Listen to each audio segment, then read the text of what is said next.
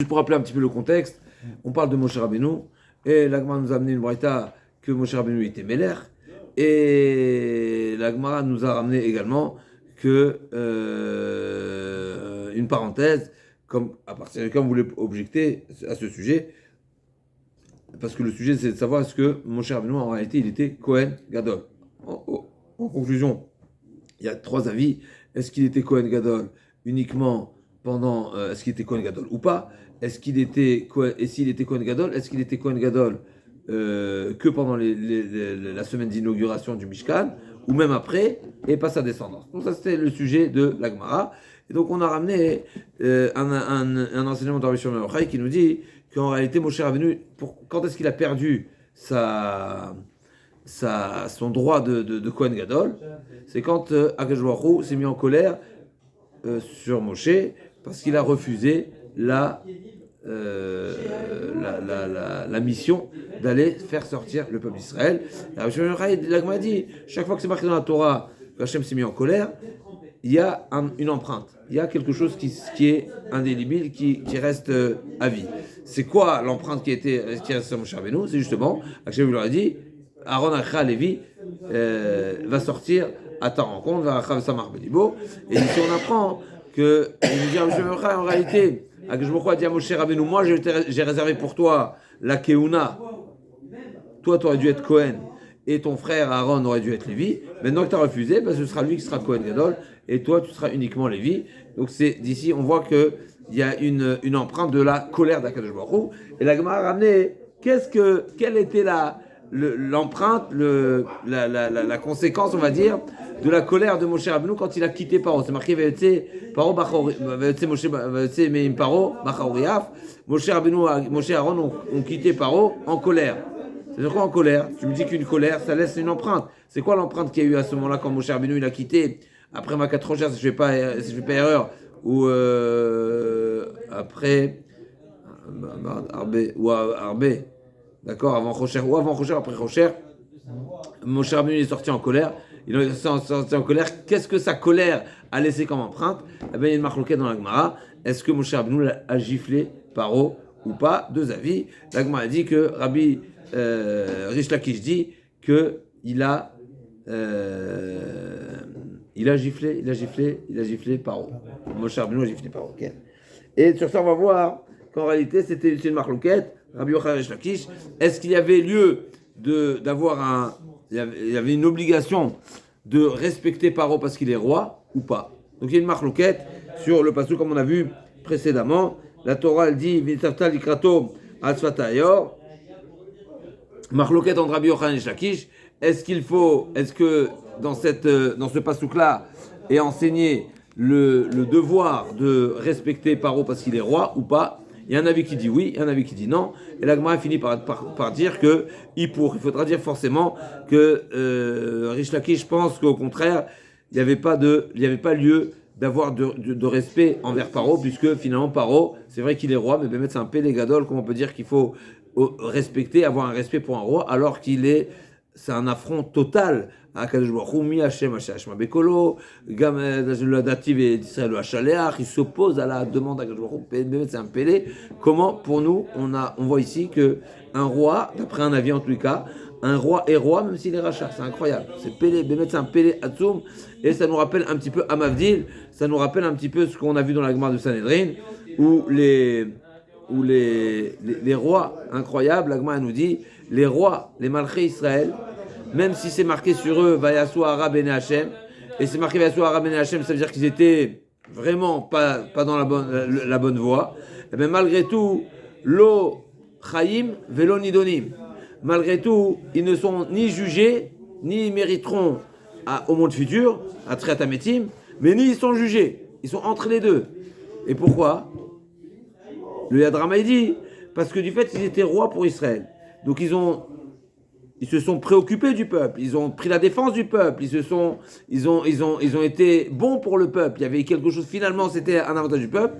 Et ben ça leur donne qu'on appelle ça un avantage, qu'on appelle ça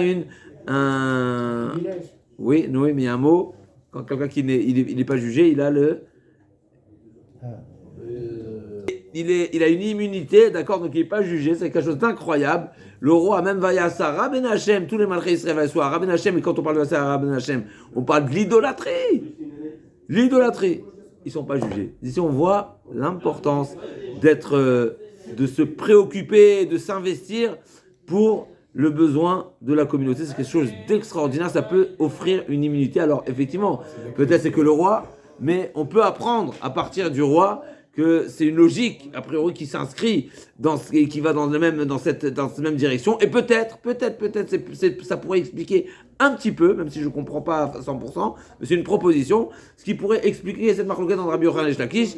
Est-ce qu'il fallait avoir du respect pour Paro ou pas? D'un côté, c'est un rachat, il dit ouvertement, c'est qui le bon Dieu? Mais est-ce qu'on a du respect pour une personne qui dit c'est qui le bon Dieu? Marloquette, Rabbi Yochanan et Lakish. Rabbi Yochanan, il dit oui, et Lakish, il dit non. Et c'est pour ça qu'il a été giflé Paro. Paro, il a été giflé à la fin. Rien du tout. Ah, c'est un roi. L'homme est chané. Il est parti. Amar Bianaï, Koufbet, Amoudalef, au milieu de la page. Amar Bianaï, Léolam, Te Emat Malchut Alecha, Dirtiv Yardou Kol Avadecha, Elelai, Veilou Ledide, Loka Amarle. Donc qu'est-ce qu'il a dit Moshe Rabbeinu? Moshe Rabbeinu a dit à Paro, Veilou Kol Avadecha, Elelai, Vishtachvou les morts, Tata Vechol Moshe Berakdecha. Donc qu'est-ce que Moshe Rabbeinu a dit à Paro? Tous tes serviteurs vont venir me voir pour me dire allez-y, sortez. Il n'a pas dit tu vas venir me dire. Donc Moshe Rabbeinu ne s'est pas adressé à Paro directement.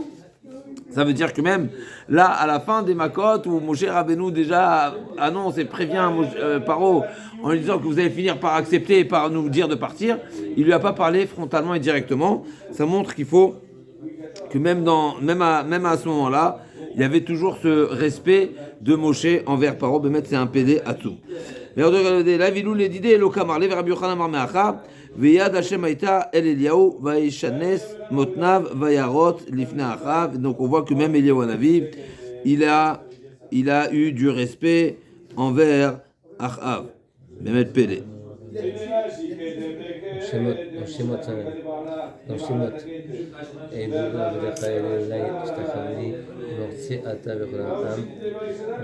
Et Et pourquoi Bémet il a mérité? C'était quoi l'idée avec Achav? Il nous dit Rashi, Achav qui était un roi, il n'était pas accompagné. Et ben c'est Eliyahu Hanavi qui l'a accompagné. Incroyable. Comme un roi, on ne le laisse pas marcher tout seul, n'est-ce pas? C'est pas kavod. C'est pas seulement pour une raison de sécurité. C'est pas kavod. Quelqu'un qui est tout seul, il paraît comme étant, et même s'il est à cheval ou à Dodan, ça change pas. Donc c'est Eliyahu Hanavi qui l'accompagne. C'est un Pélé al-Gabé kol Pélé. Incroyable. Amaroula, laissez-moi voir comme ça. Il y a une note du Maharsha ici qui nous dit que Malchuta de Hara Ken Malchuta de Rekia, finalement tout ce qu'on voit sur terre et particulièrement le règne qu'on voit des rois humains, eh ben ils ont quand même c'est une représentation et ça ressemble à ce qui se passe là-haut. Et donc même un roi rachat, il faut l'honorer. Mais c'est un Pélé, c'est très difficile puisque on aurait plutôt tendance à penser qu'un roi qui est rachat, eh ben il perd tous ses droits, il perd tous ses avantages, toutes ses raisons d'être. Eh ben non, malgré tout, non. S'il est roi, il est roi. C'est incroyable. C'est un Pélatoum, ça veut dire que c'est le bon Dieu lui attribue un titre. Et finalement, c'est un titre de roi. Donc c'est incroyable. Par contre, il y a une autre explication qui dit que non, Eliyahu Hanavi, on n'a pas Eliyahu Hanavi qui a fait du kavod comme ça à Achav, c'était uniquement parce qu'à ce moment-là, Eliyahu Hanavi avait obtenu de Achav l'accord, le droit de tuer les Néviés à Baal. Et donc quelque part ici, il y avait comme s'il y avait une démarche qui va dans le sens de la Torah, dans le sens de la Kadosh Baruch Hu, dans le sens de la Tzidkut. C'est pour ça qu'à ce moment-là, il a dit tu me donnes, tu vas dans le bon sens. Alors là, il est accompagné, mais sinon, de manière générale, un rachat, c'est un rachat, et donc pas forcément. Eliyahu Hanavi l'aurait pas forcément honoré, surtout pas de cette manière-là. C'est vraiment Eliyahu Hanavi, c'est presque un statut d'esclave de marcher et d'accompagner, de faire partie de la diligence, du cortège, du roi. C'est un petit peu, vraiment, c'est pas seulement lui faire honneur, c'est une soumission. C'est un Pélé de dire que Eliyahu Hanavi, malgré, voilà, il y a deux explications ici. C'est c'est la conclusion ici de ce passage. Amaroula, Bikesh Moshe Malchut. Moshe Rabbeinu a demandé, il a souhaité, il a espéré avoir la Malchut, Akadosh Baruch Hu ne lui a pas donné. Amaroula Bikesh Moshe Malchut venotanu lo dirtiv al tikra v'alom ve'en alom et la Malchut shenemar mi anochi Hashem Elokim. Donc dans ce passouk là qui est mentionné, qui a été cité par David Ameler. David Ameler qui reconnaît Akadosh Baruch Hu, qui suis-je?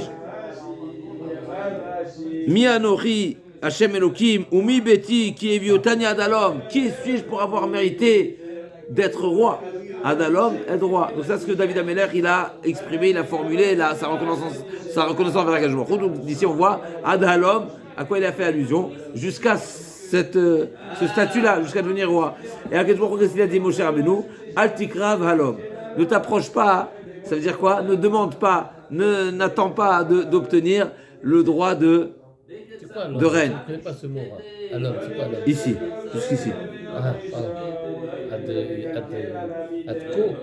Ouais, halom. Alors, ici. Ouais. C'est pareil, alors. Ouais. D'accord. D'accord. L'agma les dorechet qui veut dire mais Tivrava. Donc on dit, l'agma dit quoi ici? Qu'est-ce qu'il nous dit cet enseignement? Que Moshe Rabbeinu n'est pas roi. Mais on a dit que Moshe Rabbeinu était roi. On a dit que Elishama bat Aminadab, la femme de Aaron à Cohen, elle avait un beau-frère qui était roi. Mais Tivé, Rabbi Mishon Omer, Yevam Hameler. Donc Moshe Rabbeinu qui était le Yavam potentiel de Elishama bat Aminadab, eh ben il était roi. Amarava, lo ulzaro kamar. Non, c'est quoi la Adalom qui a été formulé par David Ameler et que Moshe Rabbeinu n'a pas mérité? C'est pas lui. C'est de mériter un titre de roi qui est héréditaire, aussi bien pour lui que pour sa génération ensuite. Et là c'est marqué, les dorotu, hava od halom ishu. L'Agmara dit dans le passage qu'on voit, donc quand ils ont demandé, ils ont fait Ov, n'est-ce pas? Ils ont fait Shaoul qui a demandé. Hein? C'est quoi Ov? C'est une avodazara. Ov et Ideoni. Ov et Ideoni. C'est une avodazara.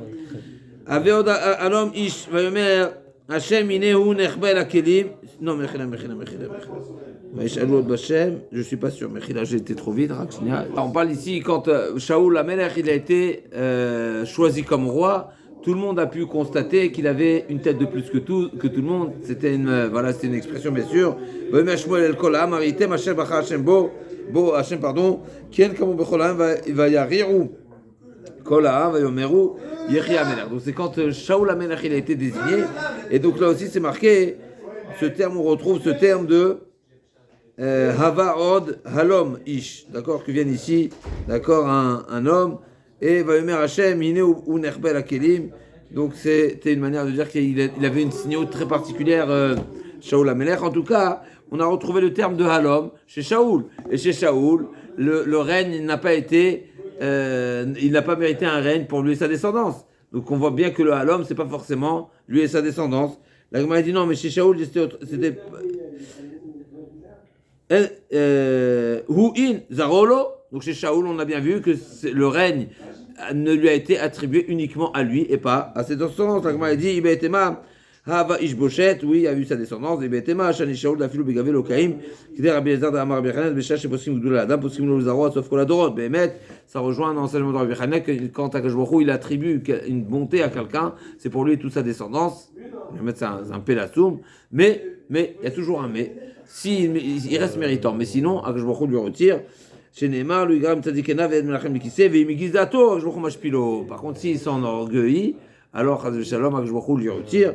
Ve'imasurim bazikim lakedun bechevle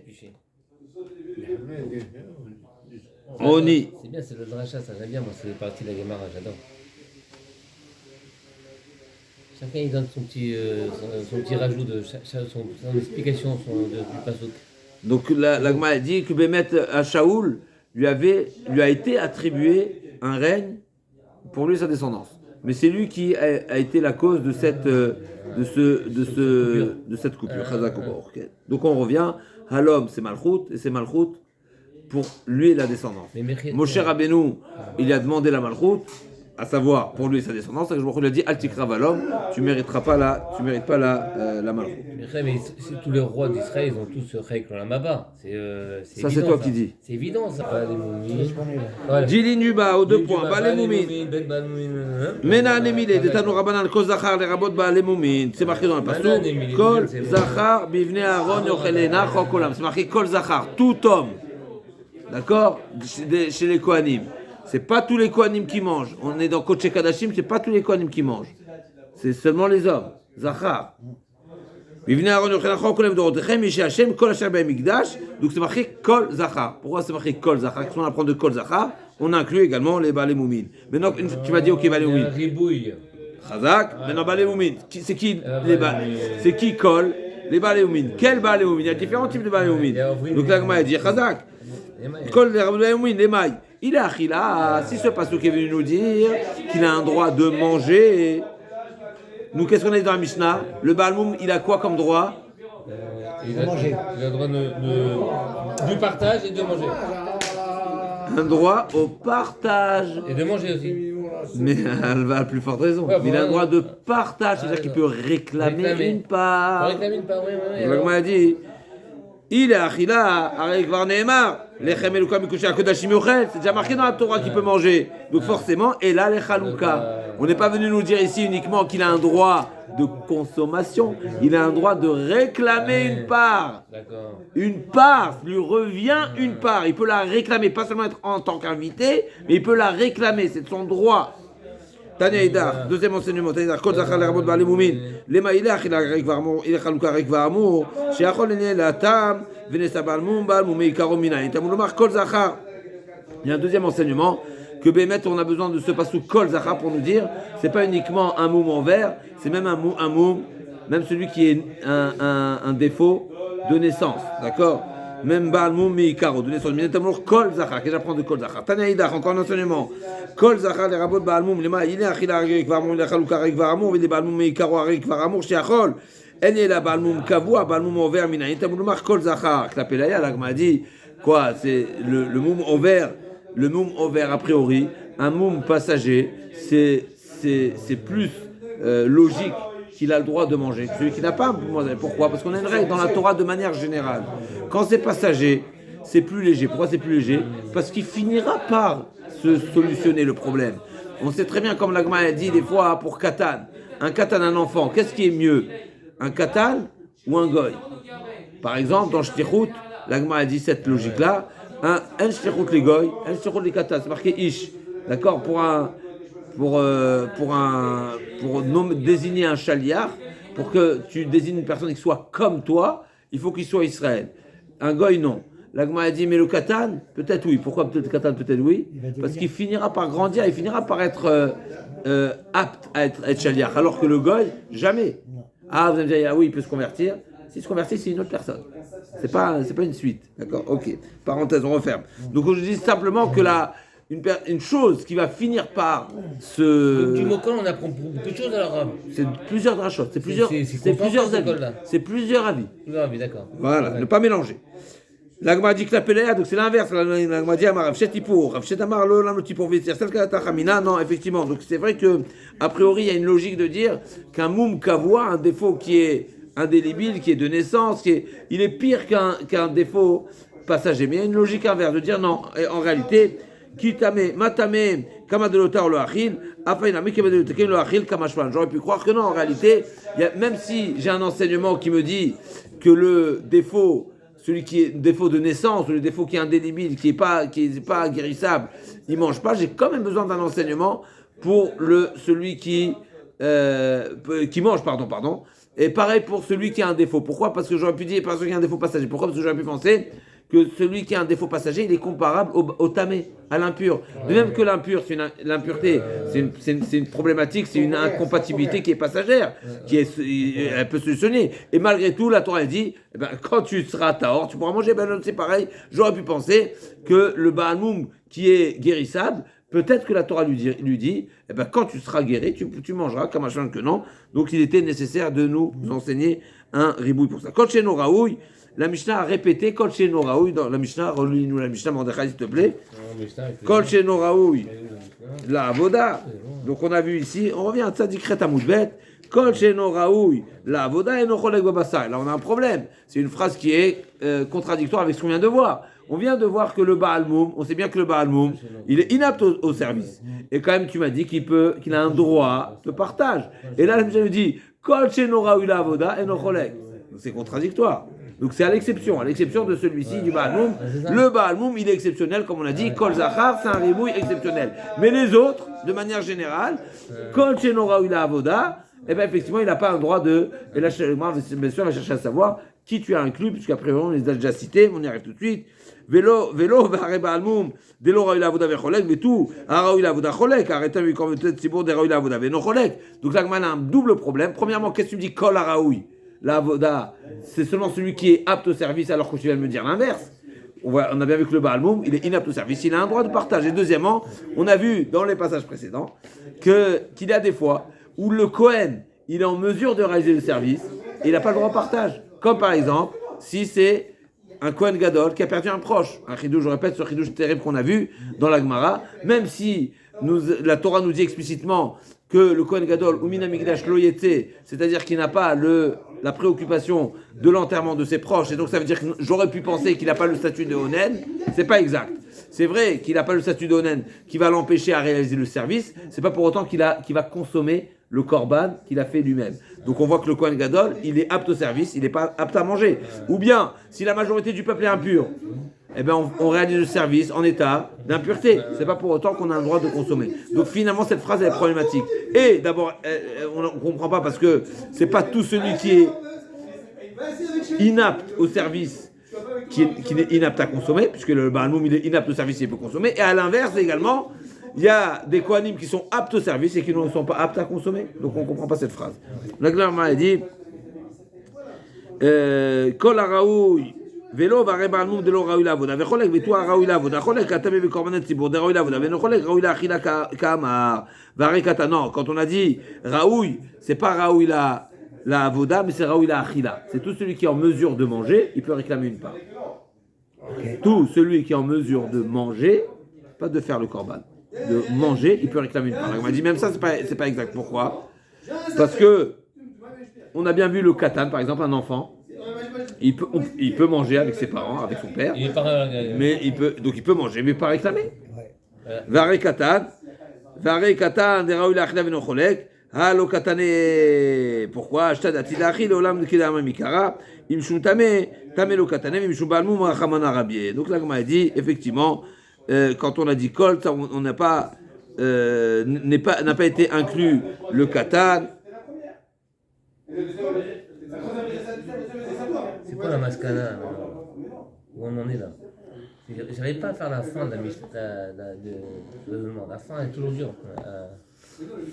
Encore un petit chidouche dans la Mishnah. Filou tamem shat zrika damim vetar beshat ekter chalavim enocholek. Même s'il était impur au moment de l'aspersion et il était taor, il s'est déjà purifié au moment de ekter chalavim. Donc normalement ekter chalavim normalement c'est la nuit. On arrive tout de suite.